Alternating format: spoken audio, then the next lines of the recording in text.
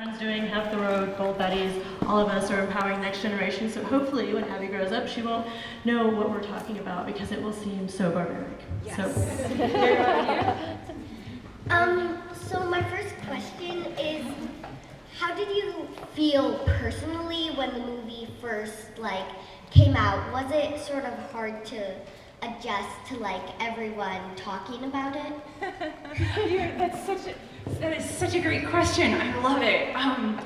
When the movie first came out, we premiered in Tucson, Arizona, where I live, and we went to the local theater there, the Independent Theater, which seats 500 people. And I said, to the owner of the theater, can we do this? Can we have the screening here? We'll sell it out. I know we will.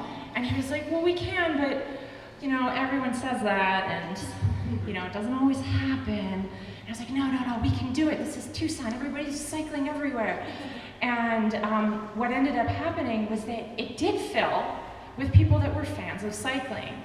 And it was this really magical moment to go up there in front of friends and strangers, and to, like tonight, to hear people react to the various topics of the film.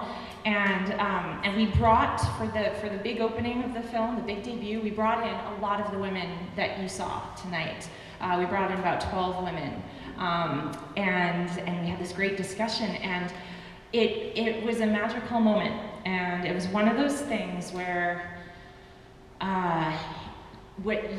you're never sure what memories are going to stick in your head the most as you go through life and you look back, and just there they are. And it was this really magical memory, which is just something that is way at the top of my list, and I'll never forget it. And we had the little girl who was not far off of your age at the end, who was like, winning!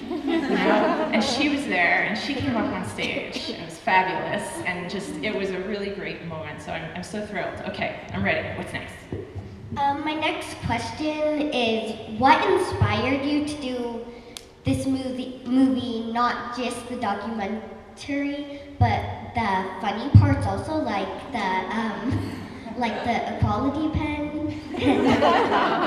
and just why did you do them? The funny parts, that's so great. First of all, thank you for thinking anything was funny. I really appreciate that. Humor is very subjective, and this film has played in places where there's total silence during what you're hoping is the funny part, and you're in New York City and they're just like, So, not everybody always gets it, so thank you for your laughter.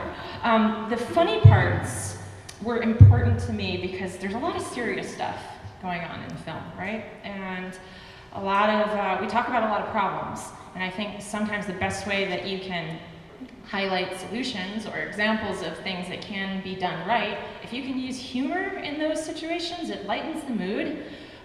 It points out, some good points that need, discussion, but in a way that you can kind of break the silence or the seriousness of it. And then I personally just don't have a problem looking like an idiot, so that was helpful too in making equality pen and whatnot. So I think kind of willing to try things and have fun like that was part of the humor impetus. So thank you. That was a great question. No one's ever asked me that before. That's all I have.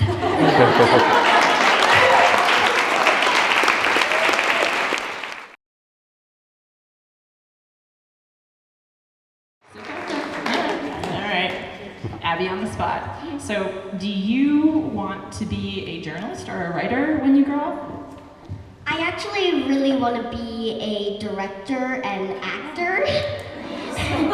And I've actually done some films and wrote a script and started out on the movie.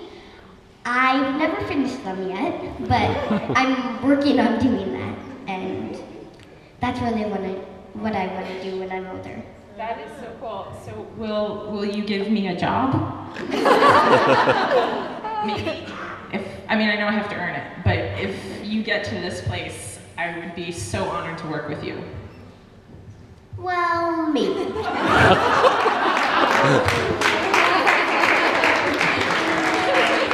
We have to end on that. That was awesome.